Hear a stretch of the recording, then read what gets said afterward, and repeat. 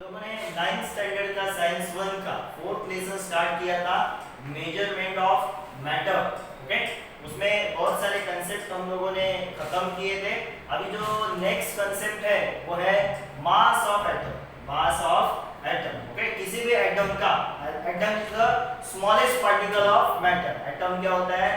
Matter का सबसे छोटा पार्टिकल। ओके, अभी उस एटम का मास कहाँ पे होता है? ओके, इसके बारे में हम लोगों ने 8th स्टैंडर्ड में भी थोड़ा फार क्या होता है इसके बारे में, मास ऑफ एटम क्या होता है वो हम लोगों ने थोड़ा फार देखा है। कब? कौन से स्टैंडर्ड में? 8th स्टैंडर्ड में। तो यहाँ पे देखो क्या लिखा है, the mass of an atom. Atom का मास, एटम देखा होगा आप लोगों ने, कुछ इस तरीके का रहता है। ये है उसका प्रोटॉन यानी न्यूक्लियस, न्यूक्लियस के अंदर प्रोटॉन एंड न्यूट्रॉन, और ऐसे उसके ऑर्बिटल्स रहते हैं। ओके, ये न्यूक्लियस जो पॉजिटिव से लिखा है, और ये orbital, first orbital, second, third, ऐसे ऑर्बिटल्स रहते हैं। तो ये सपोज एक एटम है, तो इसका मास कहाँ पे होता है? कंसंट्रेट, ओके, यानी लोकेटेड इन इट्स न्यूक्लियस, इसके न्यूक्लियस में होता है। एटम ही देखो, ये इतना बड़ा एटम है, मगर उसका जितना भी वेट है वो कहाँ पे है? उसके न्यूक्लियस में। इट्स ड्यू टू, क्यों? इसके न्यूक्लियस में ही उसका वेट क्यों? क्योंकि एटम का मास जो फाइंड किया जाता है वो फाइंड किया जाता है प्रोटॉन और न्यूट्रॉन को ऐड करके। प्रोटॉन प्लस न्यूट्रॉन, इन दोनों को, number of proton and number of neutron, अगर इनको ऐड करोगे, सपोज इसमें 11 प्रोटॉन है 11 न्यूट्रॉन है, तो 11 प्लस 11 22। तो इस एटम का मास कितना हो गया? 22। तो एटम का मास फाइंड किया जाता है प्रोटॉन प्लस न्यूट्रॉन से। तो ये प्रोटॉन प्लस न्यूट्रॉन यानी प्रोटॉन एंड न्यूट्रॉन कहाँ पे होते हैं? न्यूक्लियस में होते हैं। कहाँ पे होते हैं? न्यूक्लियस में। ओके, तो इसीलिए एटम का मास कंसीडर करते वक्त उसके सिर्फ न्यूक्लियस को कंसीडर किया जाता है। इसके लिए ऐसा बोला जाता है कि एटम का mass concentrate in the nucleus because proton and neutrons are present in the nucleus. While finding the mass of atom, we only concentrate or considered proton and neutron. सिर्फ एटम का मास फाइंड करते वक्त हम सिर्फ किसको consider करते हैं? Proton and neutron को। इलेक्ट्रॉन को कंसीडर नहीं करते क्योंकि उसका मास बहुत ही निग्लिजिबल है। तो देखो क्या लिखा है उन्होंने, तो proton and neutron in it, the number proton p plus n in the atomic nucleus is called the atomic mass number. Okay, and proton and neutrons are together called the nucleons. ये देखो, ये आपको आता है what are the nucleons, या फिर ये Phelps में आता है। प्रोटॉन एंड न्यूट्रॉन को क्या बोलते हैं? न्यूक्लियॉन्स बोलते हैं। क्यों न्यूक्लियॉन्स? क्योंकि वो न्यूक्लियस में होते हैं। ओके, तो ये क्वेश्चन आपको इंपॉर्टेंट है कि एटम का मास कहाँ पे कंसंट्रेट होता है? उसके न्यूक्लियस में। क्यों? Okay, an atom is very tiny, then how do we determine its mass? Atom तो बहुत छोटा होता है, छोटा होता है यानी आंख से भी नहीं दिखेगा, तो उसका मास कैसे मेजर करेंगे हम लोग? कि हाइड्रोजन एटम का मास इतना है, कार्बन का इतना है, सोडियम का इतना है, सल्फर का इतना है, कैसे फाइंड आउट करेंगे? ओके, हम लोग उसको वेइंग पैन के तो नहीं रख सकते, तो कैसे फाइंड आउट करते हैं एटम का मास? It was possible for a scientist of the 19th century to measure atomic mass accurately. The concept of relative mass of an atom, okay, किसी भी एटम का मास फाइंड आउट करने के लिए एक कंसेप्ट लिया गया। वो कंसेप्ट क्या था?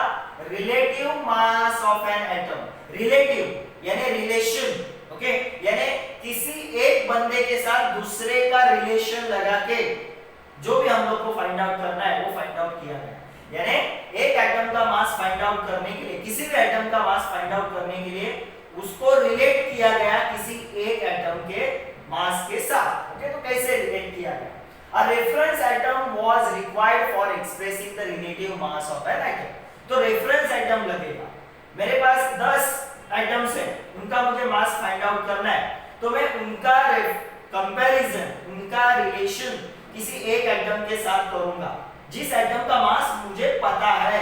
जिस एटम का मास क्या है मुझे पता है, तो जिस एटम का मास पता है जिससे कंपेयर करके मैं क्या करूंगा? अदर एटम्स का मास फाइंड आउट करूंगा। तो जिससे मैं कंपेयर कर रहा हूं वो वाला हो गया मेरा रेफरेंस। क्या हो गया मेरा? Reference atom. Okay, the hydrogen atom being the lightest was initially chose as the reference atom. Hydrogen atom सबसे छोटा, ओके, लाइटेस्ट, उसको एज अ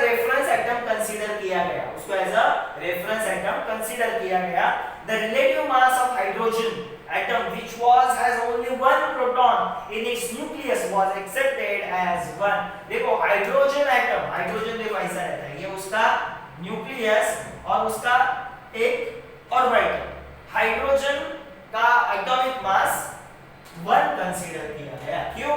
क्योंकि उसके अंदर सिर्फ एक ही प्रोटॉन रहता है, न्यूट्रॉन नहीं होता, तो उसे हाइड्रोजन को as a reference atom consider किया गया। यानी इसका मास कितना है?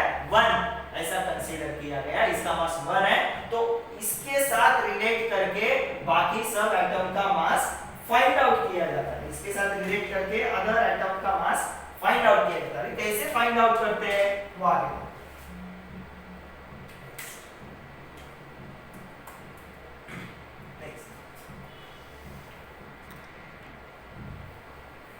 The magnitude of the relative atomic masses of the various atoms becomes equal to their atomic mass number।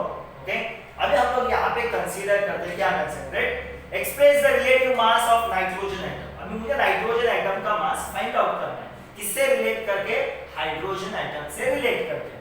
Having accepted that the relative atomic mass of hydrogen as 1, हम लोगों ने एक कंसीडर किया है कि हाइड्रोजन का एटॉमिक मास कितना है? 1। The mass of one nitrogen atom is 14 times than that of a hydrogen atom। तो एक नाइट्रोजन एटम का मास, एक नाइट्रोजन एटम का मास कितने टाइम से ज्यादा है हाइड्रोजन एटम से? 14 टाइम से। कितने टाइम से? 14। तो हाइड्रोजन का कितना है? ये देखो हाइड्रोजन का कितना है? 1। तो इसके 14 टाइम से, 14 टाइम से यानी 1 into 14। ओके, 14 टाइम से किसका मास ज्यादा है? नाइट्रोजन का। किसका मास ज्यादा है? नाइट्रोजन का। तो 1 into 14 कितना हो गया? 14। तो नाइट्रोजन का मास कितना हो गया? 14। Therefore the relative mass of nitrogen atom is 14। Nitrogen atom का 14 है। ओके, आगे और भी है, उन्होंने एग्जांपल्स दिए हैं। Okay, this is the how the relative atomic mass various elements were determined. On this scale, the relative atomic mass of many elements came out to be fractional। मगर कभी-कभी ऐसा दिखाई दिया कि जो हाइड्रोजन को कंसीडर करके जब हम लोग फाइंड आउट करते हैं तो बहुत सारे ऐसे एटम्स के मास फ्रैक्शनल नंबर में आने लगे। ओके, तब क्या किया गया? ओके, तो therefore in the course of time, तो कुछ सालों बाद क्या हो गया? Different atoms we chose as a reference atom. तो पहले सिर्फ हाइड्रोजन को रेफरेंस एटम कंसीडर किया जाता था, मगर बाद में ऐसा दिखाई दिया कि हाइड्रोजन को रेफरेंस एटम अगर हम लोग कंसीडर करते हैं तो कुछ एटम्स का मास जो है वो फ्रैक्शनल नंबर में आता है, जो नहीं होना चाहिए। एक होल नंबर होना चाहिए एटम का मास लेते हो। ओके, तो एक फ्रैक्शनल नंबर में आने लगा। तो क्या किया गया? बहुत सारे ऐसे एटम्स को as a reference atom consider किया गया। तो किसको किसको कंसीडर किया गया? Okay, were chosen as a reference atom। Finally in 1961 the carbon atom was selected as a reference atom। Okay, 1961 में ओके कौन से एटम को कंसीडर किया? Reference carbon atom. In this scale the relative mass of carbon atom was accepted as a 12। Okay, carbon का atomic mass कितना accept किया गया? 12। Hydrogen का कितना किया था? 1। The relative atomic mass of one hydrogen atom compared to the carbon atom becomes 12 into 1 upon 12। Okay, that is 1। देखो carbon का कितना है? 12। ओके, हाइड्रोजन उसके 1/12 है। हाइड्रोजन उसके क्या है? 1/12। हाइड्रोजन का मास कार्बन एटम के 1/12 है। तो देखो 12 गया, 12 गया, हाइड्रोजन का कितना आया? 1। Okay, the mass of one proton and one neutron on the scale of relative atomic masses is approximately 1। Okay. Today अभी ये relative mass का concept चला गया। Today we have highly accurate method for measuring the mass of atom directly। Okay, instead of relative mass, unified mass has now been accepted as the unit of atomic mass। atomic mass का unit क्या लिया गया? Unified mass. Okay, it is called a Dalton. तो atomic mass किसमें major किया जाता है? Dalton में। किसमें मेजर किया जाता है? डाल्टन।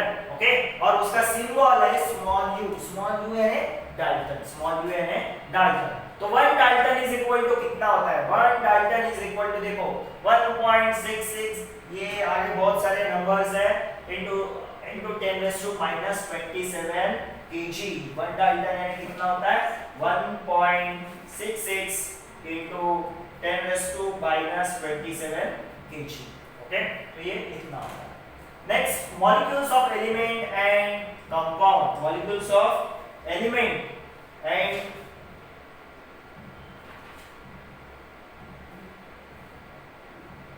कंपाउंड। ओके, तो देखो क्या दिया है उन्होंने यहाँ पे, atoms of some element such as helium, neon have independent existence. ये देखो, ये हेलियम नियॉन जो है वो इंडिपेंडेंटली होते हैं। It means that these element are in non atomic molecular state. Non atomic molecular state. Sometimes 2 or more atom of element combines to form molecule of that element.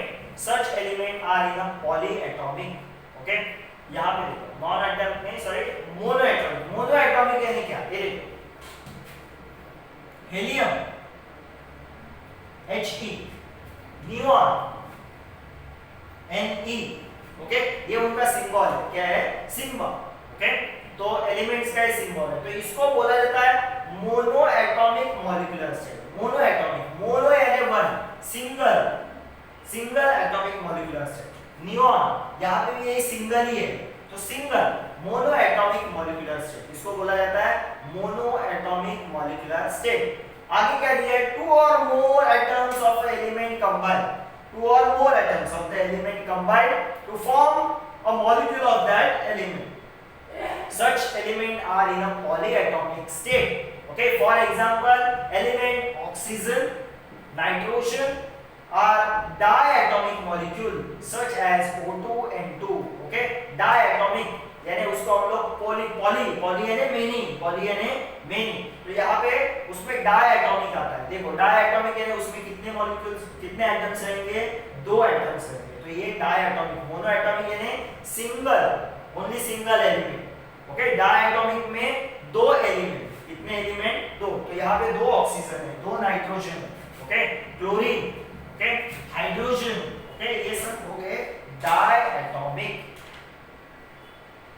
When the atom of a different element combine with each other, okay, अलग अलग element. अभी तक देखा हम लोगों ने helium single mono atom, oxygen O2 diatomic, okay, diatomic. मगर इसमें जो एलिमेंट है वो सेम तरीके का है, सेम तरीके का है। यहाँ पे देखो क्या दिया है? When the atoms of a different element combine with each other, the molecules of compound are formed. In other words, the compound are formed by the chemical attraction between different element. Compounds are formed, जैसे water है, जो हम लोग always example लेते हैं water, okay? यहाँ पे देखो different element combine हुए, यहाँ पे तो same element है, ऑक्सीजन ही ऑक्सीजन के साथ combine हुआ है, यहाँ पे different element combine हुए, हाइड्रोजन and ऑक्सीजन, okay? तो भी क्या होता है? compound form।